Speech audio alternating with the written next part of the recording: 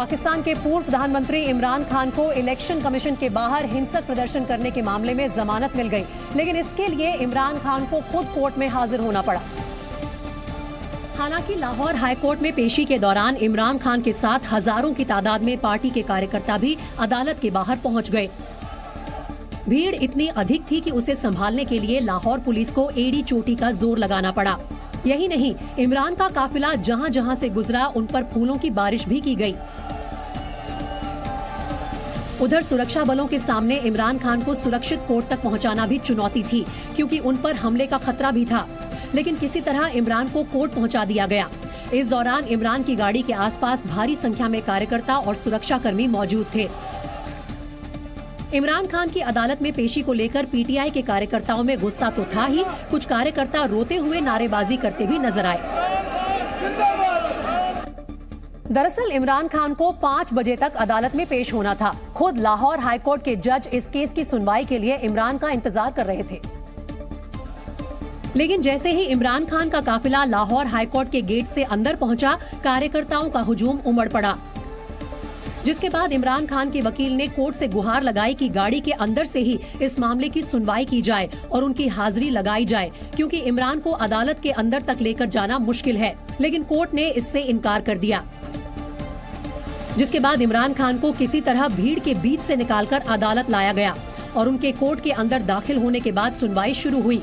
इस दौरान इमरान ने कहा कि वो अदालत का सम्मान करते हैं, लेकिन सरकार उनकी गिरफ्तारी का प्लान बना रही है, जिसके बाद लाहौर हाईकोर्ट ने उन्हें प्रोटेक्टिव बेल दे दी।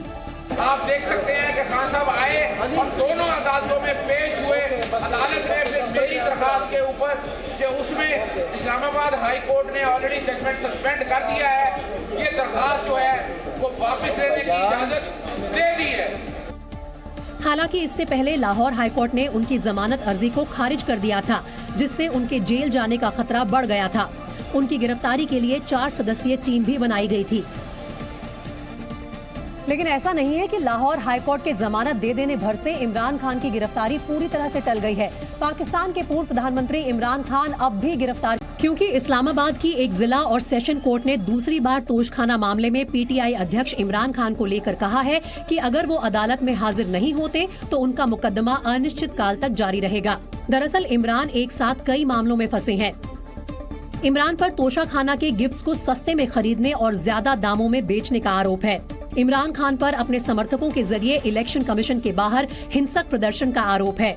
उन पर महिला जज और पुलिस अधिकारियों को खुलेआम धमकी देने का केस भी चल रहा है, जबकि इमरान खान फॉरेन फंडिंग और साइफर केस में भी फंसे हैं। इस मामले में तो एफआईए उनकी गिरफ्तारी का प्लान भी बना चुकी है। गुजरात के मुंद्रा पोर्ट पर 1.5 साल पहले बरामद हुई ड्रग्स के मामले में टेरर फंडिंग का एंगल भी सामने आया है। इस मामले की जांच कर रही एनआईए ने अपनी दूसरी सप्लीमेंट्री चार्जशीट अहमदाबाद की स्पेशल एनआईए कोर्ट में दायर कर दी है, जिसमें एनआईए ने दावा किया है कि ड्रग्स तस्करी से होने वाली कमाई का एक मोटा हिस्सा पाकिस्तानी आतंकी संगठन लश्कर-ए-तैयबा को जाता है। साथ ही एनआईए ने यह भी दावा किया है कि इस रकम का इस्तेमाल भारत में आतंकी वारदातों को अंजाम देने के लिए किया जाता है। एनआईए की सप्लीमेंट्री चार्जशीट में 22 आरोपियों और कंपनियों के नाम हैं, जिनमें दिल्ली के मशहूर प्लेबॉय बार के मालिक कबीर तलवार का भी नाम शामिल है। एनआईए ने अपनी चार्जशीट में दावा किया है कि कबीर तलवार ही इस ड्रग्स रैकेट का मास्टरमाइंड है और कबीर ने दुबई में बैठकर ड्रग्स तस्करी की ये पूरी साजिश रची थी। एनआईए ने अपनी जांच में पाया कि कबीर तलवार कई फर्जी कंपनियां चलाता है और उन्हीं के जरिए बाहर से ड्रग्स मंगवाई जाती हैं। इस ड्रग्स नेटवर्क में शामिल कई आरोपी विदेशों में रहते हैं और समुद्र के रास्ते ड्रग्स की खेप को मुंद्रा और कोलकाता भेजते हैं। फिर वहां से ड्रग्स को दिल्ली लाया जाता है और अलग अलग गोदामों में छिपा दिया जाता है। एनआईए की चार्जशीट के मुताबिक भारत में मौजूद अफगानी नागरिक ड्रग्स के गोदामों को संभालने और ड्रग्स की सप्लाई का काम देखते हैं। आपको बता दें कि सितंबर 2021 में डीआरआई ने मुंद्रा पोर्ट पर 3000 किलो की ड्रग्स की खेप बरामद की थी। प्रधानमंत्री नरेंद्र मोदी ने क्रॉस बॉर्डर कनेक्टिविटी सर्विस को आज लॉन्च किया। आज से भारत का यूपीआई सिंगापुर के पेनाउ के साथ कनेक्ट हो गया है। इस सर्विस के लॉन्च होने से आप घर बैठे सिंगापुर में आसानी से पैसे भेज सकेंगे।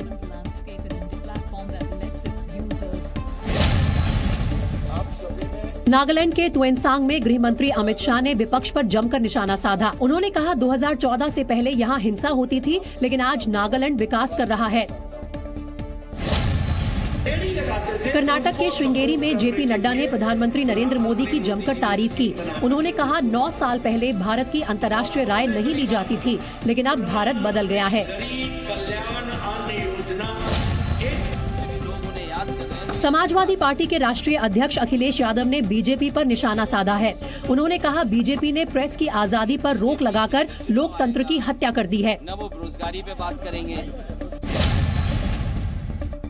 लखनऊ में हिट एंड रन का मामला सामने आया है। यहाँ कार सवार एक रईसजादे ने रिक्शा वाले को टक्कर मार दी और फिर उसे दूर तक घसीटा।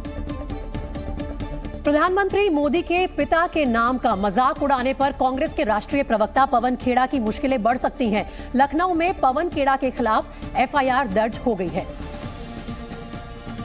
और ये एफआईआर लखनऊ बीजेपी के महानगर अध्यक्ष मुकेश शर्मा ने हजरतगंज कोतवाली में दर्ज कराई है। पवन खेड़ा ने एक प्रेस कॉन्फ्रेंस के दौरान अडानी हिंडनबर्ग मामले को लेकर मोदी सरकार पर निशाना साधा था। खेड़ा ने नरेंद्र मोदी के नाम में जुड़े उनके पिता के नाम का इस्तेमाल करते हुए तंज कसा था। हम कह रहे हैं जेपीसी की मांग से आप क्यों डरते हो? जब नरसिम्हा राव जी जेपीसी बना सकते थे, जब अटल बिहारी वाजपेयी जी जेपीसी बैठा सकते थे, तो दामोदर दास मोदी को क्या प्रॉब्लम? दामोदर सॉरी, नाम भले दामोदर दास से काम पवन खेड़ा के इसी बयान पर बीजेपी भड़की हुई है। बीजेपी ने कांग्रेस पर पीएम मोदी के अपमान का आरोप लगाया। नागालैंड में अमित शाह ने कांग्रेस पर जोरदार हमला किया और कहा कि अभद्र भाषा कांग्रेस की पहचान बन गई है। यही हाल रहा तो 2024 में कांग्रेस का पूरा सूपड़ा साफ हो जाएगा। जिस प्रकार की भाषा आज इस्तेमाल की गई है और देश भर से जनता में से जिस प्रकार के रिएक्शन आ रहे हैं, आप 24 का नतीजा देखिएगा। राहुल जी, कांग्रेस पार्टी दूरबीन लेकर ढूंढने से भी नहीं मिलेगी।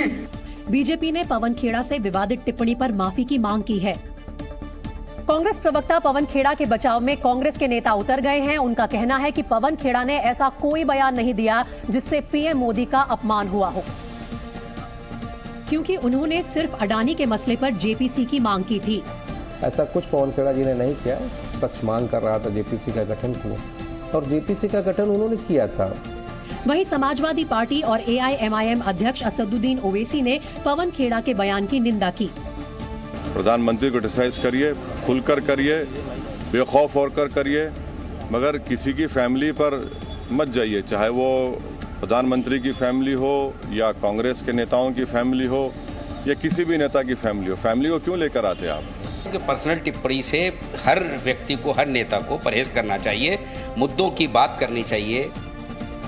ऐसा पहली बार नहीं है जब कांग्रेस के किसी नेता ने पीएम मोदी पर निजी हमला किया हो। पहले भी ऐसे विवादित टिप्पणियों की गई हैं और हर बार कांग्रेस को सिर्फ नुकसान ही उठाना पड़ा है। साल 2007 में गुजरात विधानसभा चुनाव के दौरान सोनिया गांधी ने नरेंद्र मोदी को मौत का सौदागर कहा था, जिसकी वजह से कांग्रेस गुजरात में 59 सीटों पर सिमट कर रह गई थी। इसके बाद 2014 में लोकसभा चुनाव के दौरान कांग्रेस नेता मणिशंकर अय्यर ने पीएम मोदी को चाय वाला कहा। नतीजा ये हुआ कि कांग्रेस को सिर्फ 44 सीटें मिली। साल 2017 में उत्तर प्रदेश विधानसभा चुनाव के दौरान राहुल गांधी ने पीएम पर खून की दलाली का आरोप लगाया। कांग्रेस को उस साल सिर्फ 7 सीटें मिली। 2017 में मणिशंकर अय्यर ने एक बार फिर अपमानजनक शब्द कहे, पीएम मोदी के लिए नीच शब्द का इस्तेमाल किया। उस साल भी कांग्रेस गुजरात में हार गई। इसके बाद 2019 के लोकसभा चुनाव में राहुल गांधी ने पीएम मोदी के लिए चौकीदार चोर का नारा बुलंद किया। नतीजा ये हुआ कि कांग्रेस सिर्फ 52 सीटों पर सिमट कर रह गई। और पिछले साल गुजरात चुनावों के दौरान भी मधुसूदन मिस्त्री ने कहा कि पीएम मोदी को गुजरात की जनता औकात दिखा देगी।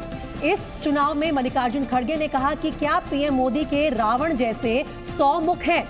इन बयानों का असर ये हुआ कि गुजरात में कांग्रेस को सिर्फ 17 सीटें ही मिल सकी।